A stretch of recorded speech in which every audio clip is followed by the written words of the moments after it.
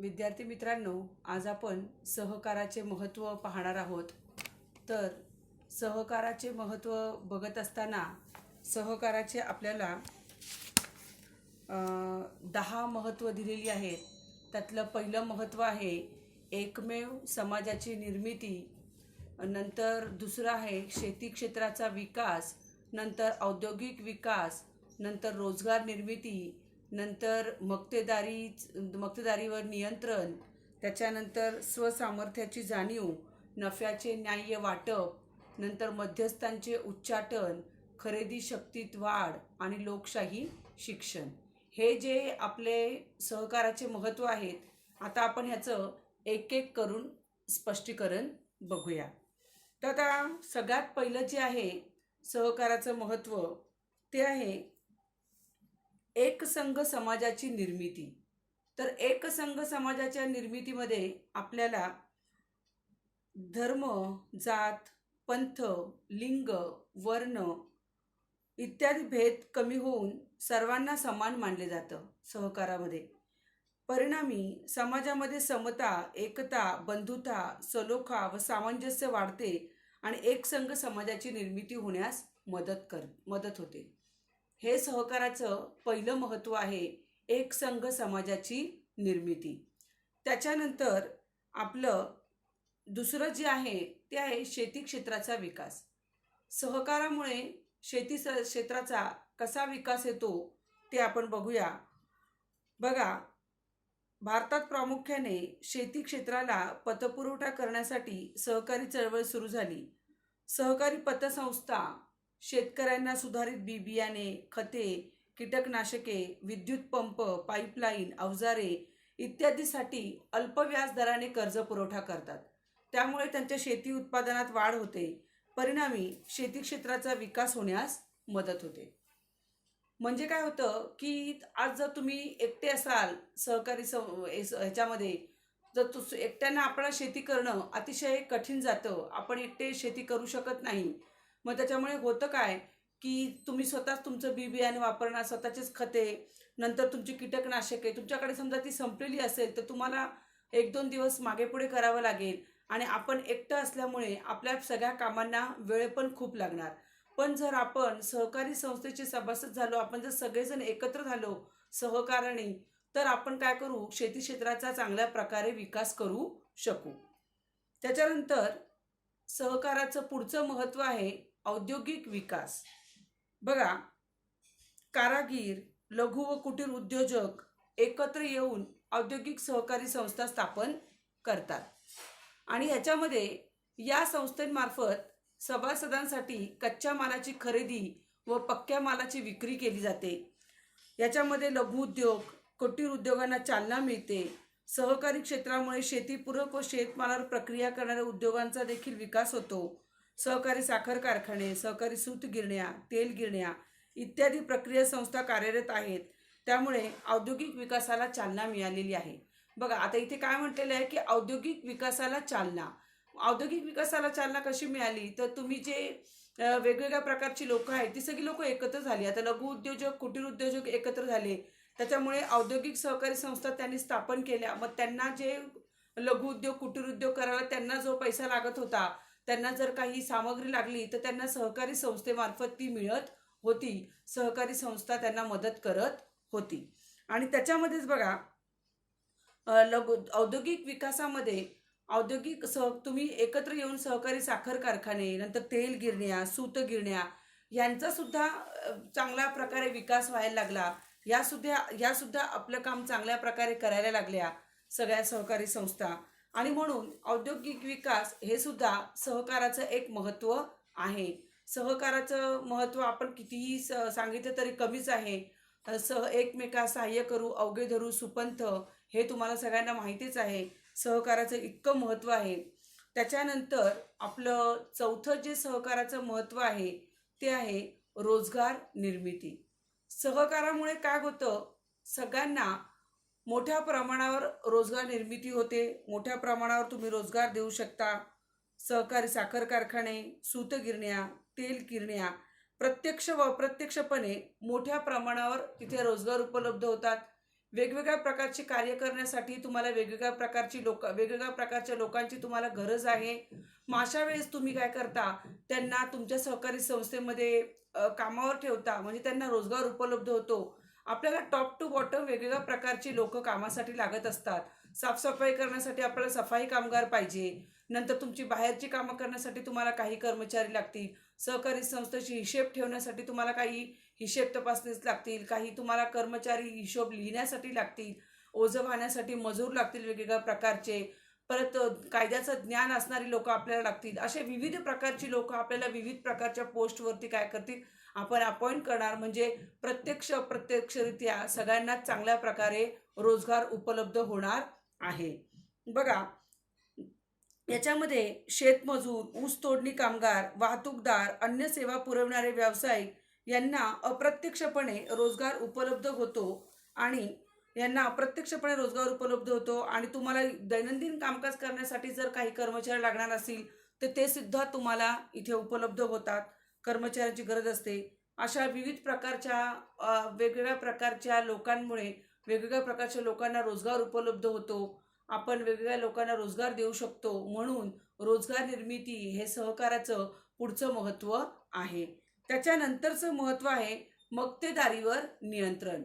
सहकारामध्ये मक्तेदारीवर नियंत्रण येतं म्हणजे कसं, जो मध्यस्थ असतो त्याचा आपण संपूर्णपणे विनाश होतो. मध्यस्थांची गरज तुम्हाला लागत नाही. सहकारी पतसंस्थांच्या स्थापनेमुळे सावकारांची कर्जपुरवठ्यातील मक्तेदारी कमी होते. पूर्वी आम्ही काय करायचो, आम्हाला जर कर्ज लागलं तर आम्हाला सावकाराकडे जावं लागायचं. तिथे जाऊन आमची जमीन किंवा आमच्याकडे जर काही दागदागिने, काही मौल्यवान वस्तू असतील तर त्या आम्हाला ठेवाव्या लागत होत्या.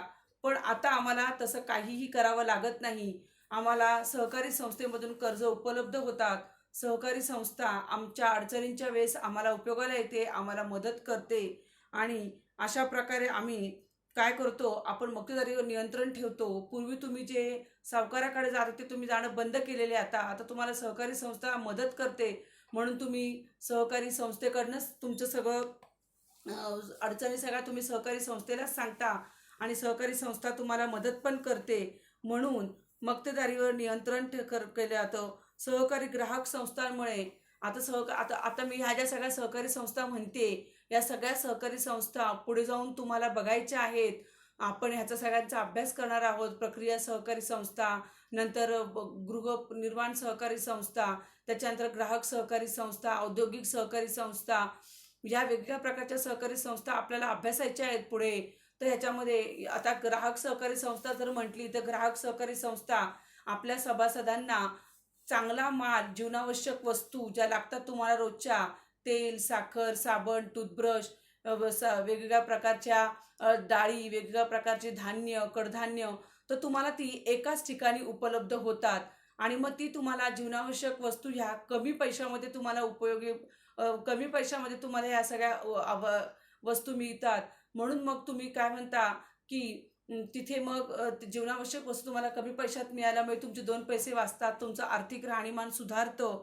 म्हणून मक्तेदारीवर नियंत्रण हे सुद्धा सहकाराचं पुढचं महत्त्व आहे. आम्ही सावकाराकडे जाणं बंद केलेलं आहे. आता आम्ही सावकाराकडे जात नाहीये. हे सगळं सहकारामुळे शक्य होतंय, सहकाराच्या मदतीमुळेच होतंय. म्हणून मक्तेदारीवर नियंत्रण हे सहकाराचं पुढचं महत्त्व आहे. त्याच्यानंतरचा पॉईंट आहे स्वसामर्थ्याची जाणीव. बघा, सहकारामुळे समाजातील आर्थिकदृष्ट्या दुर्बल व्यक्ती परस्पर सहाय्याने एकत्र येऊन स्वतःचं संरक्षण करायला लागलेले आहेत. पूर्वी बघा, माणसाला जर गरज असली, पैसे लागले तर सावकाराकडे जावं लागायचं, एकटंच जायचं. सावकार तुम्हाला कर्ज तर देणार, पण तुम्हाला वाटेल तसं सावकार बोलायचा की आले पैसे घ्यायला, आधीचेच पैसे अजून तुम्ही दिलेले नाहीये, तर आता तुम्ही पैसे घ्यायला कसे आलात वगैरे. आणि आम्हाला ते गपचूप ऐकून घ्यायला लागायचं.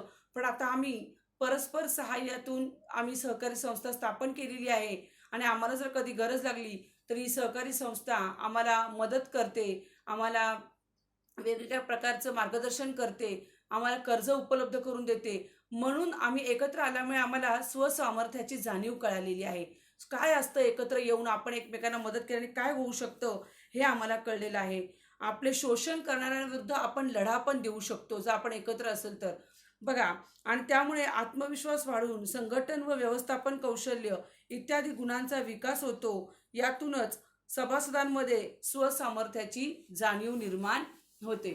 आता बघा, आता आपण स्वसामर्थ्याची जाणीव आपण कसं म्हणतो? आता साधं उदाहरण घ्या, की वर्गामध्ये काहीतरी तुमच्या वर्गामध्ये काहीतरी भांडणं झालेली आहेत, आणि वर्गात भांडणं जेव्हा होतात तेव्हा एखादा मुलगा एकटा असतो आणि दुसऱ्या दोन मुलांमध्ये भांडणं होतात, आणि जेव्हा वर्गात वर्ग शिक्षिका येऊन विचारतात की काय झालं वर्गामध्ये, तुमच्या वर्गात भांडण कशामुळे झालं, काय झालं, तर कुणीच सांगायला तयार नसतं. त्यावेळेस आम्ही काय करतो, CR आणि LRला विचारतो. आता CR म्हणजे कोण आणि LR म्हणजे कोण, ॲक्च्युली तुमची 11वी सुरू झालेलीच नाही आहे, त्यामुळे तुम्हाला हे माहितीच नाही आहे.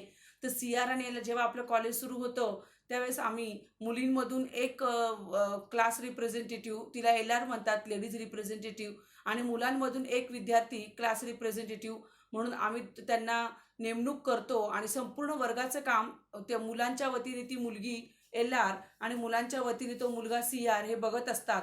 मग आम्ही LR CRला विचारतो, काय रे बाबा, काय झालं वर्गामध्ये, कशामुळे तुमची भांडणं झाली काय? तर तो मुलगा सांगायला घाबरत असतो. पण जर तुमच्या वर्गाची एकी असेल तर तुमच्या वर्गात भांडणं कशामुळे झाली, काय कारण होतं, हे तो LR आणि CR अगदी बिनधास्तपणे सांगू शकतो. पण त्यासाठी सगळ्या विद्यार्थ्यांनी LR आणि CRला मदत केली पाहिजे, त्याच्या पाठीशी राहिली पाहिजे. नाहीतर वर्गामध्ये असे भरपूर ग्रुप पडलेले आहेत, की आता आपल्याच कॉलेजमध्ये बघा, आता तुमच्या वर्गामध्ये आता 11वीला तुम्ही आलेले आहात, तुम्हाला 10वीपर्यंत तुमचं वेगळं होतं, 8वी 9वी 10वी तुमची एकच तुकडी पूर्ण पुढे जायची. पण आता 11वीला तुम्ही वेगवेगळ्या शाळेतून आलेली मुलं आहात. मग वेगवेगळ्या शाळेतल्या मुलांचा तुमचा वेगवेगळा ग्रुप आहे. मग सेंट मेरीजचा वेगळा, नंतर तुमचा के मिस्त्रीचा वेगळा, केल पोंदाचा वेगळा, कुणी सरस्वती विद्यामंदिर बाडा पोखरणवरून आलेला आहे, कुणी मल्याण शाळेतून आलेलं आहे, कुणी गुजराती मीडियममधून आलं असेल. मग तुम्ही सगळेजण आपापल्या शाळेचा विद्यार्थी शोधता आणि मग त्याच्यावर तुम्ही मैत्री करता, तुमचे गट पडलेत आणि त्याच्यातून तुमची वर्गात भांडणं झाली. पण आता तुम्ही हे विसरून जायचंय, आपण वेगवेगळ्या शाळेतून आलेलो आहे. आता आपण लक्षात काय ठेवायचंय, की आता आपण एकाच कॉलेजमध्ये एकाच वर्गात शिकत आहोत. मग अशा वेळेस जर काही भांडणं झाली तर तुम्ही LR आणि CR जे नेमून दिलेले असतात ते काय करतात, आम्हाला व्यवस्थित सांगतात, आणि मग आम्ही तुमचं पूर्ण आपलं भांडण कशामुळे झालं त्या गोष्टीचा पूर्ण शहानिशा करून नंतर आम्ही योग्य तो न्याय देतो, आणि जर विद्यार्थी चुकले असतील तर त्यांना शासन पण करतो. म्हणजे काय होतं, स्वसामर्थ्याची जाणीव म्हणजे काय, की तुम्ही जर एकत्र असाल तर तुम्ही कोणतंही अवघड काम करू शकता. कधी कधी कसं होतं बघा, की आपलं पोर्शन पूर्ण झालेलं नसतं एखाद्या वर्गात शिक्षकाचं किंवा एखाद्या शिक्षिकेचं, तर मग मुलं सांगायला घाबरत असतात. पण जर आमच्यामध्ये एकी असेल तर आम्ही ते सांगू शकतो, की बाबा रे आपलं ह्या वर्षा त्या शिक्षकांना सांगू शकता, की मॅडम किंवा सर आपलं हे राहिलेले शिकवायचे अजून. हे LR CR कधी बोलू शकतात, जेव्हा तुम्ही एकत्र असाल, संपूर्ण वर्ग तुमचा एकत्र असाल तर तुम्ही बोलू शकता. संपूर्ण वर्गाचा पाठिंबा त्यासाठी फार महत्त्वाचा आहे. इतकं सहकाराचं महत्त्व आहे. म्हणून स्वसामर्थ्याची जाणीव हे सहकाराचं पुढचं महत्त्व आहे. त्याच्यानंतर सहकाराचं महत्त्व आहे नफ्याचे न्याय्य वाटप. आता नफ्याचे न्याय्य वाटप कसे आहे बघा, तर नफ्याच्या न्याय्य वाटपामध्ये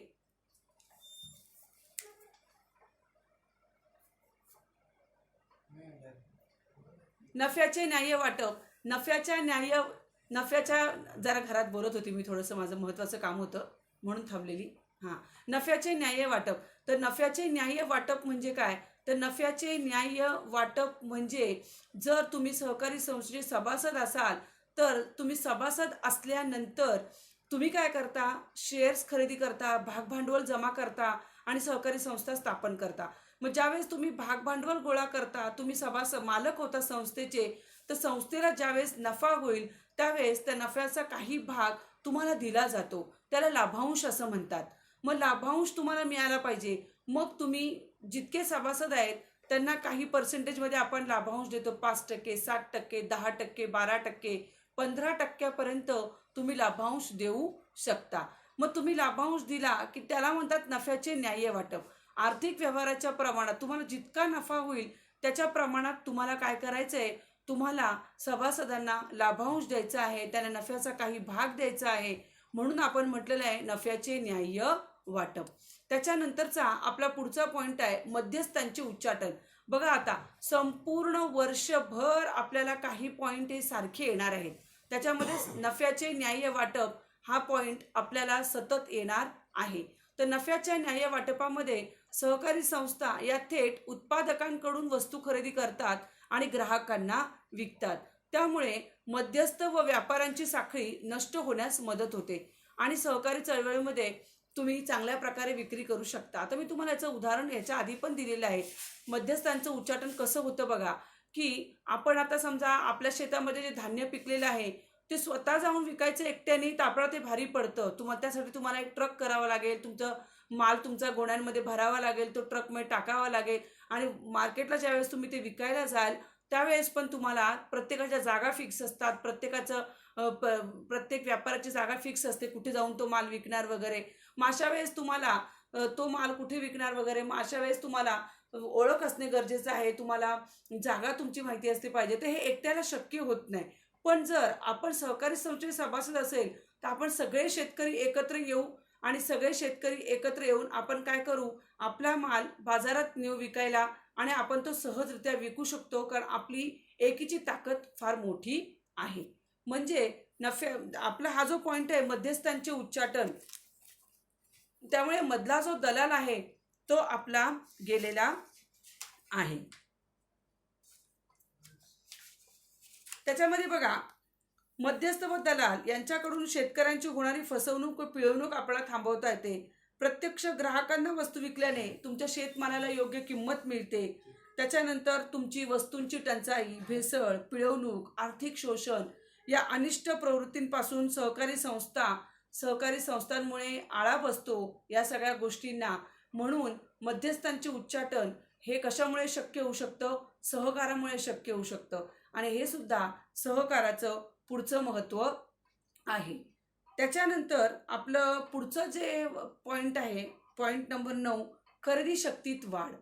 बघा, सभासदांना ग्राहकांना चांगल्या दर्जाच्या वस्तूंचा पुरवठा वाजवी किमतीत करतात सहकारी संस्था आणि वाजवी किमतीत वस्तू मिळाल्याने पैशाची बचत होते. त्यामुळे सभासदांची खरेदी शक्ती वाढते.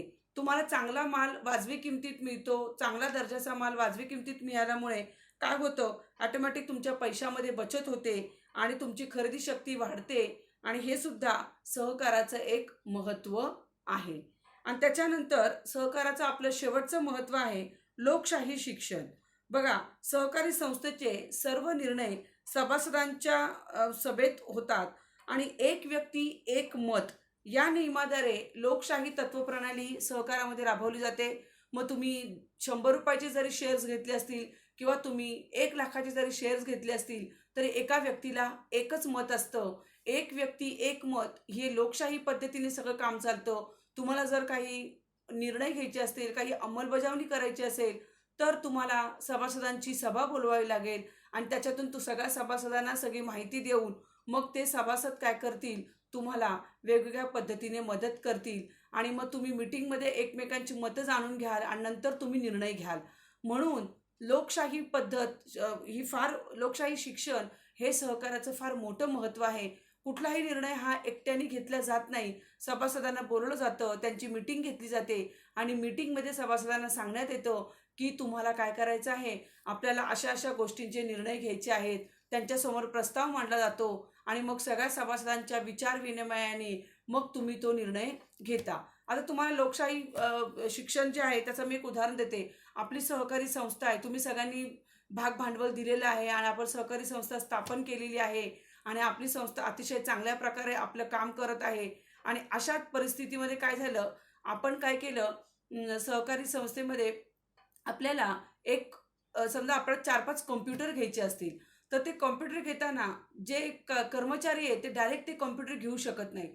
मग आपले जे सभासद आहेत त्यांची पहिले सभा बोलवायला लागेल, त्यांच्या सभेमध्ये हा प्रस्ताव मांडवायला लागेल.